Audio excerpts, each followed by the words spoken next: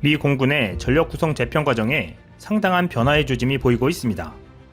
기존의 F-22나 F-35를 중심으로 항공 전력을 개편하려던 시도는 사실상 폐기 수순으로 접어든 모양새입니다. 지난 17일 미 공군 참모총장 찰스 브라운 대장은 기자들과의 인터뷰에서 미 공군의 장기 프로젝트 등 의회 예산 편성 과정에 활용될 정보에 관한 계획을 소개했습니다. 먼저 F-22나 F-35로 대표되는 현존 스텔스 전력과 향후 개발될 6세대 전투기 개발 계획은 공군에게 꼭 필요하다고 전제하면서도 보다 낮은 등급의 전투기 역시 필요하다는 자신의 입장을 밝혔습니다. 이른바 4.5세대 기체에 대해 언급한 것입니다. 이에 대한 촉발점은 몇 주 전에 전 미 공군 인수책임관 윌 로퍼가 F-16의 추가 신규 도입 가능성을 소개한 것이었습니다. 이미 외국 주문 물량을 120여 기 확보했으며 추후 300여 대의 주문을 예상한다는 F-16은 현재 가장 잘 나가는 4세대 전투기 아이템입니다. 이에 미 공군이 동참할 것이라는 뉴스는 크게 이슈화되었지만 F-16 교관 출신의 찰스 브라운 대장의 생각은 달랐습니다. 그는 현재 F-16은 시스템이 낡아서 최신 기종이라도 더 구매할 생각이 없다고 분명히 선을 그었습니다. 1970년대에 등장한 이 기종에 대해서 그는 소프트웨어가 낡았다고 언급한 것입니다.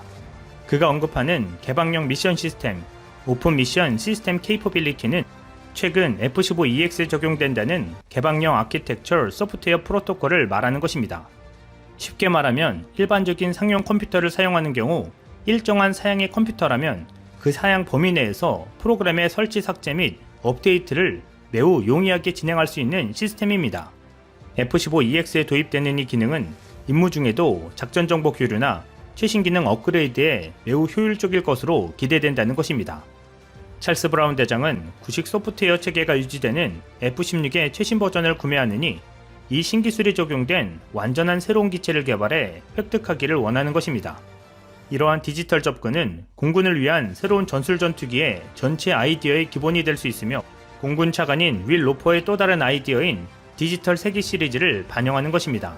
디지털 세기 시리즈 개념을 가능하게 할 세 가지 주요 기본 원칙이 있는데 이것이 민첩한 소프트웨어 개발, 개방형 아키텍처 시스템 및 디지털 엔지니어링이라는 것입니다. 이 개념에서는 동적으로 진화하는 위협에 대응하기 위해 더 적은 수의 항공기가 빠르게 생산되어 중국 및 러시아와 같은 동료 위협에 보조를 맞출 것으로 기대하는 것입니다. 이와 관련해 미 공군은 최근 고무적인 성과를 목격한 바 있습니다.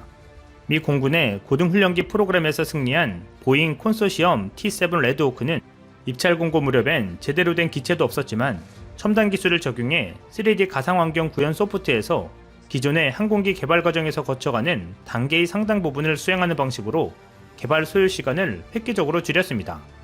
미 공군은 이러한 최신 설계 방식이 적용된 기체에 대해서 앞으로 E라는 기호를 부여하고자 한다는 발표를 한 바도 있습니다. T-7 레드호크가 아니라 ET-7 레드호크라고 언급하겠다는 것입니다. 작년에 차세대 6세대 전투기 개발 과정에 기술 시연 기체가 빠르게 완성되어 초도 비행까지 실시했다는 공군 관계자의 발언도 레드호크와 맥락이 닿아 있습니다.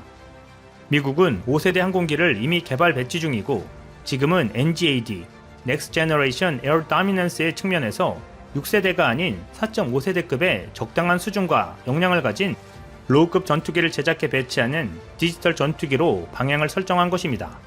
이는 KF-X가 추구하는 방향이기도 합니다. 새로운 전투기를 개발하는 과정에 대한 기존의 인식을 생각하면 예산을 배정하는 의회 입장에서는 경악할 일일 수도 있겠지만 6세대 전투기 기술 실증기의 빠른 개발 속도, 레드테일의 신속한 개발 과정을 목도한 입장에서 너무 욕심만 내지 않는다면 적당한 수준의 4.5세대 기종을 단시간에 개발 제작해 배치하는 것은 불가능해 보이지 않습니다. 기존 기술을 대폭 사용하고 형상 등 디자인만 적절히 가다듬어서 현존 기술로 빠르게 제작하면 되는 일일 테니 말입니다. 실제로 현재 B-21 레이더스 폭격기의 제작이 그렇게 진행 중에 있습니다.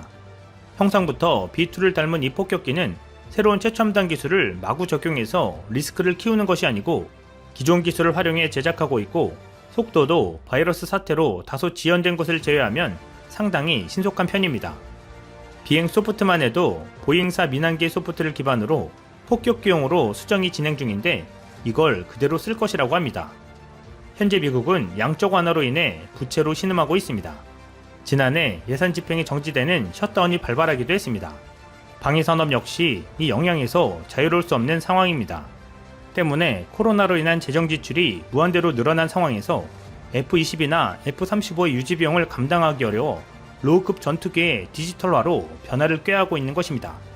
이는 미국이 예산을 절약하는 차원에서라도 록히드 마틴을 통해 KF-X 사업에 참여할 가능성이 높아지는 부분입니다. 인도네시아와의 협업이 시들한 가운데 KF-X의 개발 상황에 미국이 각종 전자장비를 채워준다면 디지털 전투기로의 업그레이드는 물론 시장 확대에 있어 획기적 사건이 될 수 있는 부분입니다.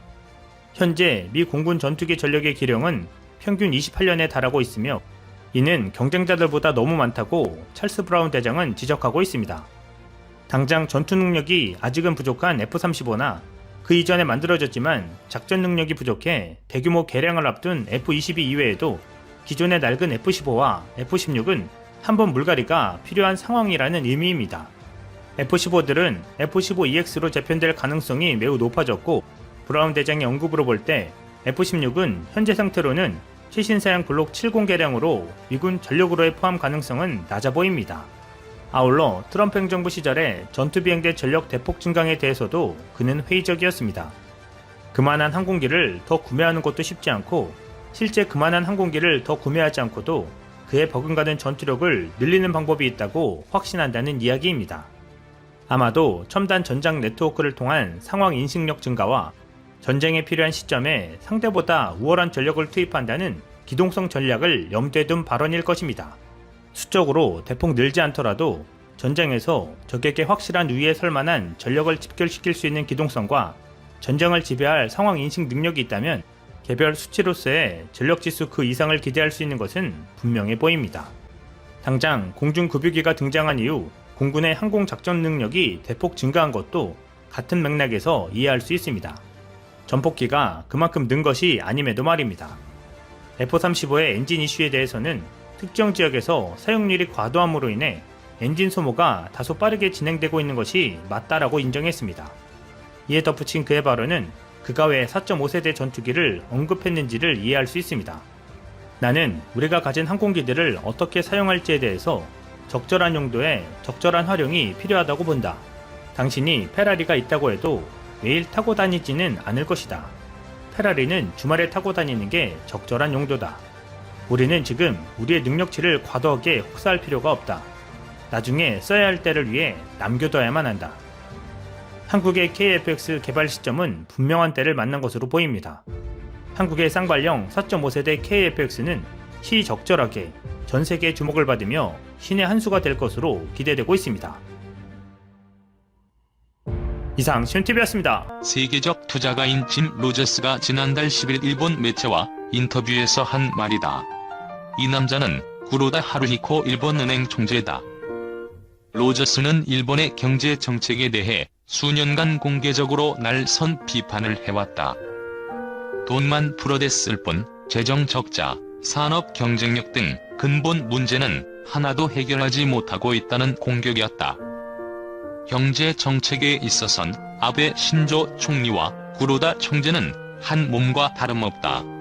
아베노믹스의 집행관이자 후원자가 구로다 총재다. 아베 총리가 실패로 끝난 총리 1기 집권 이후 절치부심 뒤 2012년 총리 2기를 시작했을 때부터 일본은행 총재로 점찍었다. 중앙은행 수장과 정치 지도자는 긴장 관계를 유지하는 경우가 많다. 정치 지도자가 경기 부양을 통해 정치력을 높이고자 할 때 물가, 통화 관리를 최우선으로 하는 중앙은행 수장은 무리수를 두지 않으려 하기 때문이다.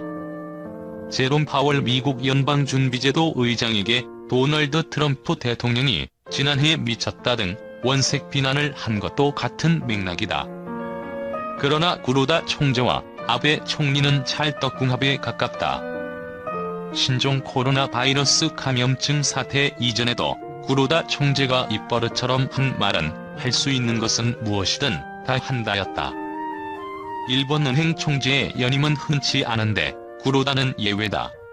2013년 취임한 뒤 2023년까지 임기를 보장받았다. 구로다와 아베의 오작교를 놓아준 인물은 아베노믹스의 설계자 하마다 고이치 예일대 명예교수다.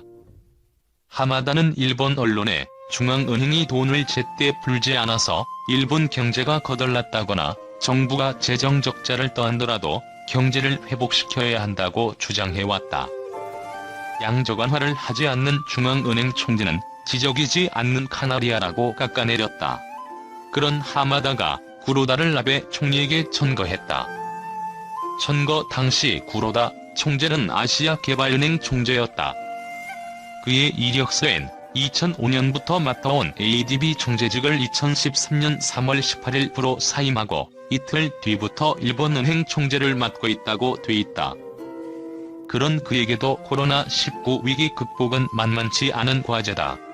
구로다 총재는 지난달 27에서 28일 금융정책결정회의를 주재했다. 단골 멘트인 할 수 있는 모든 것을 다 하겠다고 말하면서도 더 비장했다. 코로나19로 인해 그가 인생의 목표로 설정한 아베노믹스의 성공이 흔들리고 있어서다.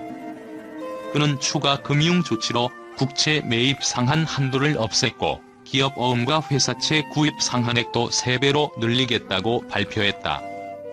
지난달 상장지수 펀드 매입 목표액을 2배로 늘린 데 이은 추가 조치다. 일본은행이 직접 나서서 시중의 유동성을 공급해 돈줄을 뚫겠다는 의지를 표명한 것이다. 짐 로저스의 생각은 다르다. 일본은행의 지속적인 유동성 확대가 사태를 악화시키고 있다는 비판이다. 일본이 너무 일찍, 너무 많이, 너무 오래 돈을 풀어 코로나19 같은 경제위기에 대응할 카드를 소진해버렸다는 지적에 공감하는 전문가도 적지 않다. 그동안 일본은행은 이다나 같은 존재였다. 제로 금리를 처음으로 도입한 곳도, 국채를 사들이는 QE 프로그램을 시작한 곳도 일본이다. 통화량을 조정하려고 시도하지 않은 것은 아니다. 그러나 2000년 기준금리 상향은 미국의 닷컴 버블로 도루묵이 됐고 2008년 세계 금융위기는 마이너스 금리로 이어졌다. 구로다 총재의 통화 정책은 양적 완화, 재정 지출, 구조 개혁을 지향하는 아베노믹스를 충실히 따라왔다. 이를 두고 세계의 화살이란 말도 나왔다. 한때 장기 불황 탈출의 기대가 부풀기도 했다. 그러나 결과는 신통치 않다. 일본은행은 최근 2022년 물가 상승률을 0.4에서 1.0%로 전망했다. 아베노믹스의 관역에서 크게 벗어난 수치다. 2분기 경제 성장률이 마이너스 30%까지 추락할 것이란 전망까지 나왔다. 네 번째 화살이라던 도쿄올림픽은 올해 개최가 물 건너갔다. 아베도 구로다도 예상하지 못한 코로나19라는 복병 때문이다. 구로다 총재는 인생 최대의 위기 앞에 섰다. 그는 정통 엘리트 경제 관료로 꽃길만 걸어왔다. 후쿠오카현 출신으로 일본에선 토다이로 불리는 도쿄대 법대를 졸업해 관료의 길로 들어섰다. 이후 영국 옥스퍼드대에서 경제학을 공부했고 재무성에서 일하다 ADB 총재로 국제경제통으로도 입지를 굳혔다. 일본의 봄연휴인 골든위크, 그는 뭘 했을까? 아마도 서재에서 책에 파묻혀있을 공산이 크다. 그의 취미는 독서다. 아리스토텔레스의 니코마코스 윤리학부터 베스트셀러 작가 미야베 미유키의 추리소설 등을 즐겨 읽는다. 일본은행이 발행하는 기간지 2016년 가을호엔 그와 미야베 작가의 대담이 실렸을 정도다. 대담에서 미야베 작가는 그에게 내 작품을 이렇게 깊게 해석해주다니 영광이다라고 답변할 정도였다. 한재희는 일본 언론의 바쁜 일상 속에서도 항상 책을 읽는 책벌레라며 공무원이긴 하지만 자신만의 세계관도 구축한 사람이라고 말했다. 한편 일본 프로야구 소프트뱅크 호크스 투수 릭 밴덴헐크가 한국 프로야구 개막을 이야기하며 일본의 현실을 바라봤다. 신종 코로나 바이러스 감염증으로 일본 프로야구 개막이 무기한 연기된 가운데 밴덴헐크는 7일 후쿠오카 페이페이돔에서 개인 훈련을 했다. 지난 3월 말 엉덩이 통증 이후 두 번째 불펜 피칭으로 39개 공을 던지며 컨디션을 조절했다. 산케이 스포츠 등 일본 언론과 온라인 인터뷰에 응한 벤덴헐크는 투구 감각이 좋았다. 수정해야 할 부분이 있지만 마운드에서 던질 수 있어 좋았다. 하반신을 강화하며 내가 해야 할 일을 하겠다며 언제 개막할지 모를 시즌을 열심히 준비하겠다고 밝혔다. 지난 2013에서 2014년 KBO 리그 삼성에서 2년을 뛴 벤덴헐크는 한국 이야기를 꺼냈다. 그는 국가별로 정책과 방식이 다르다. 한국은 다른 나라보다 초기에 검사를 많이 한 것이 주요했다. 휴대전화를 통해 코로나19 감염자들의 위치 정보를 모두 확인하면서 대응한다며 일본은 아직 감염자가 있다. 감염자가 줄어들지 않으면 개막은 어렵다고 생각한다고 말했다. 한국은 철저한 방역 체계와 국민들의 노력으로 코로나19가 진정 국면에 접어들었고 지난 5일 프로야구가 개막했다. 심판이 마스크를 쓰고 무관중으로 개막한 모습이 전 세계의 시선을 모으고 있다. 벤덴헐크는 소프트뱅크 전 동료였던 이대호를 거론하며 그가 있는 팀에서 자체 청백전에 마스크를 쓰고 경기하는 영상을 봤다고 했다. 반면 일본은 지난 6일 기준으로 사흘째 코로나19 확진자 100명대 증가세를 보이고 있다. 누적 확진자 16,189명, 사망자 590명에 달한다. 6일까지 예정됐던 긴급사태를 31일까지 연장했고 프로야구 팀들도 단체 훈련을 하지 못하고 있다. 벤덴헐크는 하루라도 빨리 야구가 개막하고 팬 여러분들이 구장을 찾기 위해선 개개인 의식이 중요하다고 사회적 거리두기의 필요성을 강조했다. 벤덴헐크는 지난 2013에서 2014년 삼성에서 2년간 20승 13패 평균 자책점 3.5 탈삼진 317개로 활약했다.